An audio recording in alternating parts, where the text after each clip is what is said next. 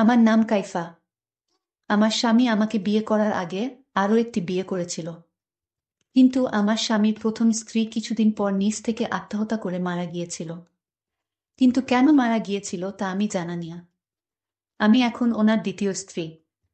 আমার স্বামীর বাড়িতে গিয়ে আমার স্বামীর প্রথম স্ত্রী কেন মারা গিয়েছিল তা জানার জন্য আমি বেকুল হয়ে যাই। কিন্তু স্বামীর বাড়িতে যাওয়ার কিছুদিন পর আমার সাথে ঠিক একই ঘটনা ঘটল। তখন আমার মরা ছাড়া কোনো উপায় ছিল না। বাকি ঘটনাটা গল্পতেই বলি।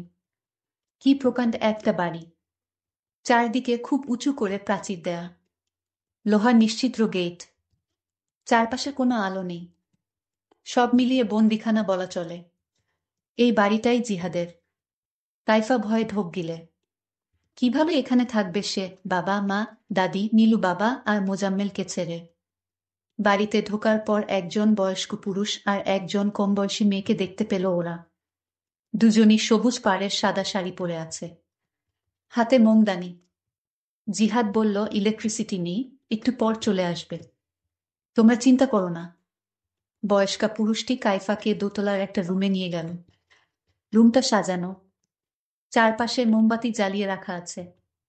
কাইফার সাথে নীলু আর মোজাম্মেলও ছিল। পুরুষটি বলল, আপনারা এখন গেস্ট রুমে যান, স্যার আসবে। নীলু জার্নি করতে পারে না, এতখানি জার্নি করে একদম নেতিয়ে পড়েছে সে। তাই কাইফাকে বিদায় জানিয়ে নীলু আর মোজাম্মেল চলে গেল। কাইফার খুব ভয় ভয় করতে লাগলো। চারপাশটা নীরব হওয়ায় গাছের পাতা নড়ার শব্দ কেমন ভয়ঙ্কর লাগছে। তবে সব ভয় ছাপিয়ে আরও একটা ভয় কাইফার মনে দানা বেঁধেই চলেছে। ওই লোকটা কি করবে না করবে, সে তো মানসিকভাবে একদমই প্রস্তুত নয়। এমন সময় জিহাদ রুমে এসে ঢুকল, দরজার ছিটকিনি লাগালো। কাইফা চমকে উঠল, উঁচু স্বরে বলল, আপনি দরজা আটকাচ্ছেন কেন? পরক্ষণেই ভয় কেটে গেল। এই মানুষটি তার স্বামী। কাইফা নিজেকে সামলে জিহাদের দিকে তাকালো। এই প্রথম। মা ঠিকই বলেছে, এই লোক আসলেই সুদর্শন। কানের কাছে রূপালি চুলগুলো মানিয়ে গেছে তার চেহারার। কাইফা দৃষ্টি নামিয়ে ফেলল। জিহাদ বলল, কাইফা তুমি ঘুমিয়ে পড়ো, সারাদিন জার্নি করেছ। কাইফা অবাক হয়ে তাকিয়ে রইল। জিহাদ আরও কিছু বলতে যাচ্ছিল, হঠাৎ দেয়ালের দিকে তাকিয়ে চুপ করে গেল। কাইফা দেখল পলকেই জিহাদের চেহারা কেমন হিংস্র হয়ে উঠেছে। রাগে কাঁপছে সে। কাইফা ভয়ে ভয়ে জিজ্ঞেস করল, কি হয়েছে আপনার, এমন করছেন কেন? জিহাদ জবাব না দিয়ে চিৎকার করে ডাক দিল, বাবা বাবা। বয়স্ক পুরুষটি ছুটে আসলো। কাইফাকে অবাক করে দিয়ে জিহাদ সেই পুরুষের গালে প্রচণ্ড জোরে একটা চড় বসিয়ে দিল। পুরুষটি ধপ করে ফ্লোরে পড়ে গেল। বহু কষ্টে সে উঠে দাঁড়ানোর পর আবার জিহাদ একই কাজ করল। এবারের চড়টা আরো জোরে ছিল। পুরুষটির ফ্লোরে পড়ে মাথা ফুলে গেল। জিহাদ দাঁতে দাঁত চেপে হিসিয়ে বলল, সোহানার ছবি কই? সোহানার ছবি কই বল। কাইফা ভয়ে থরথর করে কাঁপতে লাগল। এত বয়স্ক বাবার বয়সী পুরুষের গায়ে কিভাবে হাত তুলতে পারল? কিন্তু পুরুষটির কোনো বিকার নেই, যেন চড়থাপ্পড় খাওয়া একটা স্বাভাবিক বিষয়। সে মাথা নিচু করে বলল, হীরা মামুনি রুমে রেখেছি, ভেবেছি নতুন বউ আসবে, কিছু যদি মনে করে। জিহাদ হাত মুষ্টিবদ্ধ করে বলল, জানিয়ে আয়। 10 সেকেন্ড টাইম। পুরুষটি ছুটে বেরিয়ে গেল। কিছুক্ষণ পরই ফিরে এলো একটা বিশাল বাঁধানো ছবি নিয়ে। ছবিটা নিজের হাতে পেয়ে ইশারায়। তারপর নিজেই সেই ছবিটাকে দেয়ালে টানালো। ছবিতে একটা মেয়ে লাল বেনারসি পরে তাকিয়ে আছে, যেন কাইফার দিকেই। জিহাদ ছবিটায় খানিকক্ষণ হাত বুলিয়ে দিল। তারপর কাইফার দিকে তাকিয়ে বলল, এ আমার প্রথম স্ত্রী সোহানা, আমার প্রথম ভালোবাসা। ওকে না দেখলে আমার অস্থির লাগে। কিন্তু ও তো আর এই দুনিয়ার নেই, তাই ওর ছবিটা আমার শোবার ঘরে থাকে। এতে তোমার আপত্তি আছে? কাইফা ভয়ে ভয়ে বলল, না। বেশ, তাহলে ঘুমিয়ে পড়ো। কাইফা বিছানায় শোয়া মাত্র বুঝল যে সে কতটা ক্লান্ত। মানসিকভাবে সে প্রচণ্ড দুর্বল হয়ে পড়েছে। সকালে ঘুম ভাঙার পর জিহাদকে সে ঘরে দেখতে পেল না। ঘড়িতে দেখল 7টা বাজে। ইস, এত দেরি হয়ে গেছে। খাট থেকে নামার সময় জিহাদ ঘরে ঢুকল। ভ্রু কুঁচকে বলল, তুমি এখনো সাজগোজ করনি কেন? নতুন বউকে এমন বিধবা বিধবা লাগলে কেমন করে হবে? আলমারি থেকে একটা লাল শাড়ি বের করে পরো। আর টেবিলে দেখো মালা আছে, মালাটা পরে নিও। কথাগুলো আদেশের ভঙ্গিতে বলে জিহাদ চলে গেল। কাইফা চোখের পানি মুছল। জিহাদের কথা মতো সেজে নিচে গিয়ে সে অবাক। নীলু আর মোজাম্মেল খাবার টেবিলে বসে আছে জিহাদের সাথে। কাইফাকে দেখে ওদের হাসি আরো বেড়ে গেল। কাইফা এসে একটা চেয়ারে বসল। জিহাদ উঠে চলে গেল কিচেনে। মোজাম্মেল বলল, জানো দুলাভাই আমাদের জিজ্ঞেস করে জেনেছে তোমার প্রিয় খাবার কি, তারপর নিজেই রান্না করেছে। এখনো করছে। কাইফা কি বলবে বুঝতে পারল না, বলল, কি বলছিস? নীলু বলল, বুড়া ভূতে সেই প্রেম যাচ্ছে কাইফাকে পেয়ে। মালা বানানা নিজ হাতে আবার কাইফাকে পরিয়ে দিচ্ছে। মোজাম্মেল বলল, উফ আপু, তোমার বেশি মুখ চলে। বুড়ো বুড়ো করো না তো, ছোটাপুর কষ্ট হবে। বলেই ওরা হাসতে লাগলো। বাবা থামিয়ে নীলু বলল, যতটা খারাপ প্রথমে ভেবেছিলাম উনি আসলে ততটা খারাপ না রে। কাইফা শুকনো মুখে তাকিয়ে রইল। লোকটাকে তো কাল রাতে খুব খারাপ মনে হয়েছিল। সে কি আসলে ভালো নাকি কাইফা কিছুই বুঝতে পারল না। কাইফা অনেকবার ভেবেছিল নীলুকে গত রাতের ঘটনা খুলে বলবে, কিন্তু তাকে তো একা পাওয়াই যাচ্ছিল না। সারাক্ষণ সে আর মোজাম্মেল জিহাদের সাথেই আড্ডা দিচ্ছিল। কি বাবা খুশি সবাই, কি দরকার আবার সবার মন নষ্ট করার। কাইফা তাই চুপ করেই রইল। কিছুক্ষণ পর নীলু আর মোজাম্মেল চলে যাবে। নীলু আমার ছোট বোন, আর মোজাম্মেল হলো আমার ছোট ভাই। তারা বলল আজ চলে যাবে। মোজাম্মেলের কলেজ খোলা। কাইফা তবুও বলল, আরেকটা দিন থেকে যেতে। জিহাদ হেসে বলল, যেতে চায় আটকাচ্ছ কেন? যখন মন চাইবে তখনই গাড়ি পাঠিয়ে ওদের নিয়ে আসব। চোখের পানি মুছে কাইফা ওদেরকে বিদায় দিল। জিহাদও অফিসে চলে গেল। একবার কাইফার দিকে তাকালো না। কাইফা একা একা কি করবে ভেবে পেল না। সে বাবা নামের পরিচারিকাটির কাছে গেল। বলল, কাল রাতে উনি যে কাজটা করেছে সেটার জন্য আমি আপনার কাছে দুঃখিত বাবা। মানে আমার শ্বশুর। বাবা চুপ করে রইল। কাইফা আরো কিছুক্ষণ গল্প করার চেষ্টা করল, কিন্তু বাবা বলল, বোমা এ বাড়িতে মালিক শ্রেণীর কারো সাথে অকারণে কথা বলা নিষেধ। এতে মালিকদের অপমান হয়। জিহাদ জানলে খুব রাগ করবেন। কাইফা অবাক হয়ে তাকিয়ে রইল। এত বড় বাড়িতে একা একা সে করবেটা কি? কোনো কাজও তো নেই। কাইফা দোতলায় উঠে গেল। যাওয়ার সময় বাবা পিছন ডেকে বলল, বোমা চিলেকোঠার ঘরে যাওয়া জিহাদের নিষেধ আছে। ওখানে যাবেন না। বাকি সব চাইলে ঘুরে দেখতে পারেন। কাইফা বেডরুমে এসে বসে রইল।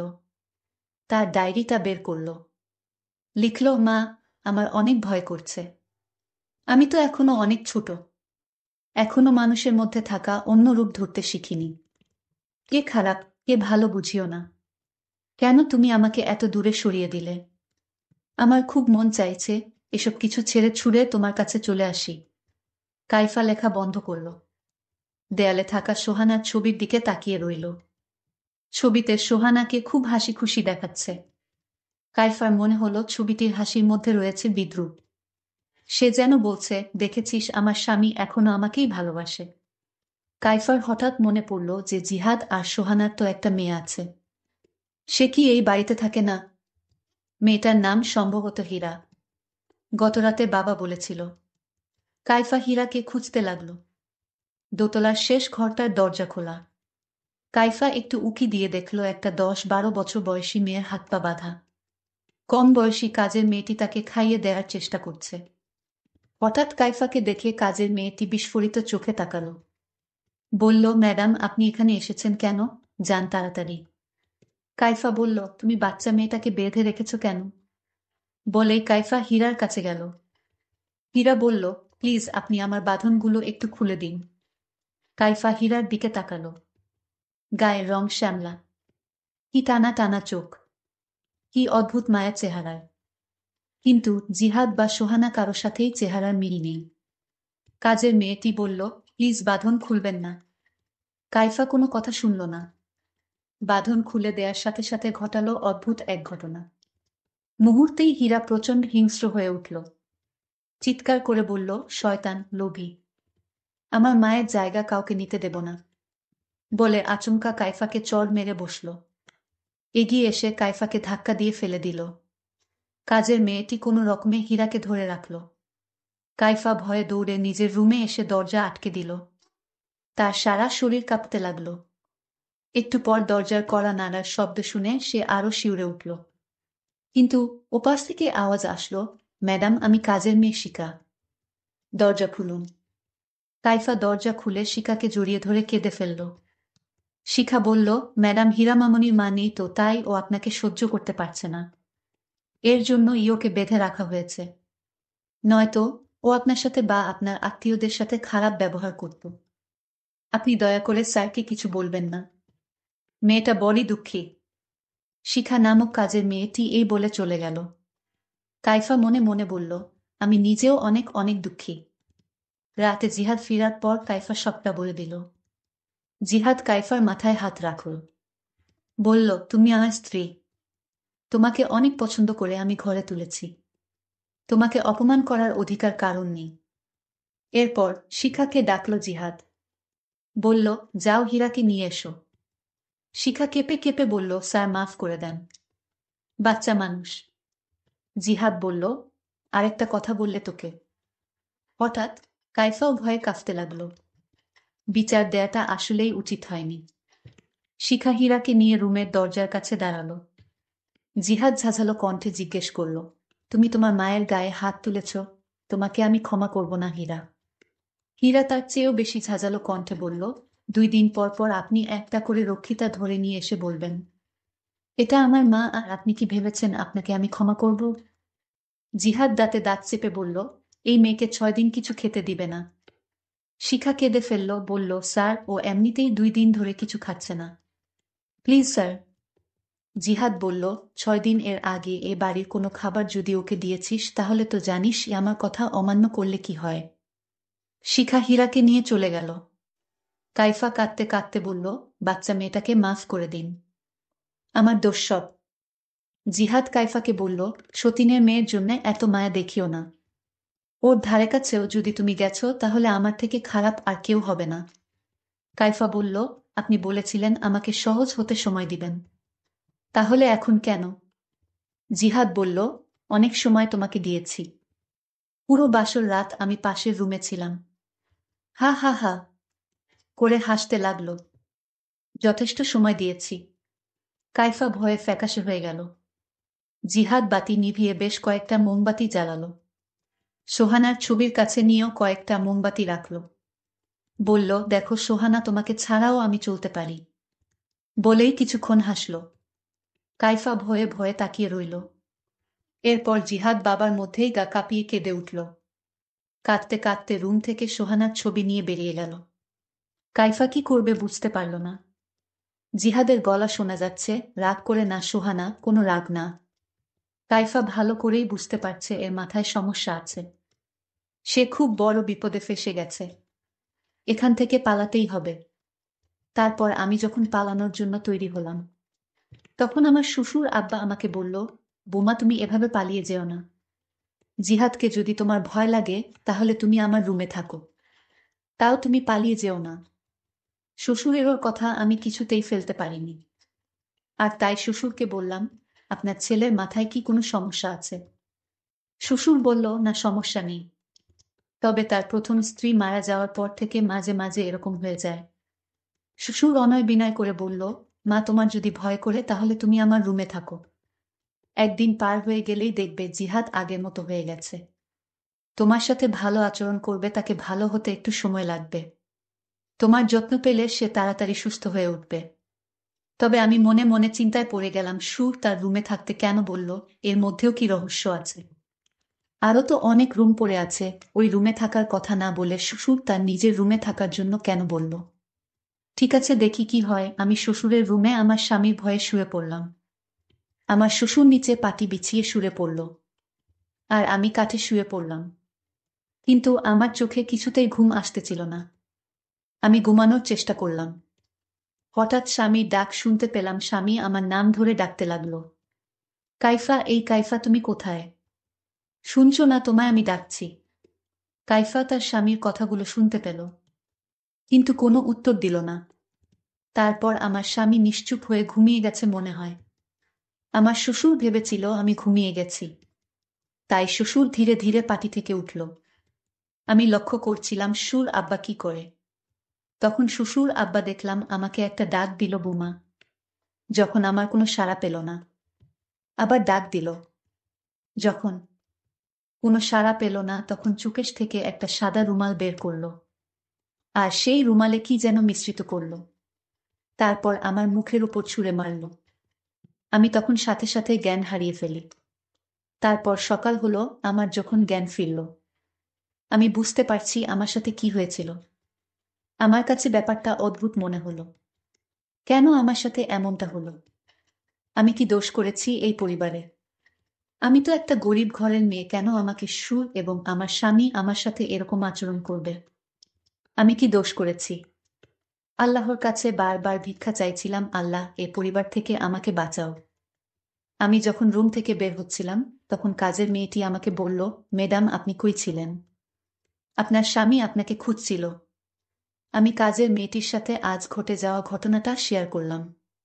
কাজের মেয়েটি তখন কেঁদে কেঁদে বলতে লাগল, আমার মা আছে, বাবা নেই, কিন্তু আমার মায়ের চিকিৎসা এবং পরিবারের খরচের জন্য এ বাড়িতে বুয়ার কাজ করি। রান্না থেকে শুরু করে সাহেবের মেয়েকে দেখাশোনা সবকিছু আমার করতে হয়। আচ্ছা, তোমাকে একটা প্রশ্ন করি। কাজের মেয়েটি বলল, কি বলবেন বলেন ম্যাডাম। আমি তখন কাজের মেয়েটিকে জিজ্ঞেস করেছিলাম, তুমি তো এ বাড়িতে অনেকদিন যাবত আছো। আচ্ছা, জিহাদের প্রথম স্ত্রী কিভাবে মারা গিয়েছিল? কাজের মেয়েটি বলল, ম্যাডাম, এ কথা যদি জিহাদ বা তার বাবা জানতে পারে, তাহলে আমাকে জানে মেরে ফেলবে। আমি বললাম, কিছুই জানবে না কেউ, তুমি নির্ভয়ে আমাকে বলো। তখন কাজের মেয়েটি যা বলেছিল তা শুনে মনে হলো আমার দম বন্ধ হয়ে আসছে। কাজের মেয়েটি বলল, জিহাদ স্যারের প্রথম স্ত্রী সোহানা নিজ ইচ্ছায় দুনিয়া থেকে চলে গিয়েছিল। আমি তাকে প্রশ্ন করলাম, কেন, তার সাথে এমন কি হয়েছিল যে সোহানা নিজ ইচ্ছায় ওপারে চলে গেল? কাজের মেয়েটি বলল, সব কারণ জিহাদের বাবা মানে সোহানার শ্বশুর। সোহানার শ্বশুর সোহানার সাথে অদ্ভুত আচরণ করত। একদিন সোহানার সাথে এমন ঘটনা ঘটিয়েছিল যেটা কোনো বুমার পক্ষে মেনে নেওয়া সম্ভব ছিল না, তাই সোহানার পক্ষেও মেনে নেওয়া সম্ভব হয়নি। সোহানা ম্যাডামকে জিহাদ স্যার খুব ভালোবাসত, আজ সোহানাকে হারিয়ে জিহাদ স্যার পাগলের মতো হয়ে গিয়েছে। আর প্রথম যেদিন আপনি এই বাড়িতে এসেছিলেন, তখন তো আপনি নিজ চোখে দেখতে পেয়েছিলেন জিহাদ তার বাবাকে জোরে জোরে চড় মেরেছিল। জিহাদের বাবা চোরের আঘাত সইতে না পেরে মাটিতে পড়ে গিয়েছিল। এটা তো আপনি নিজ চোখে দেখেছিলেন ম্যাডাম।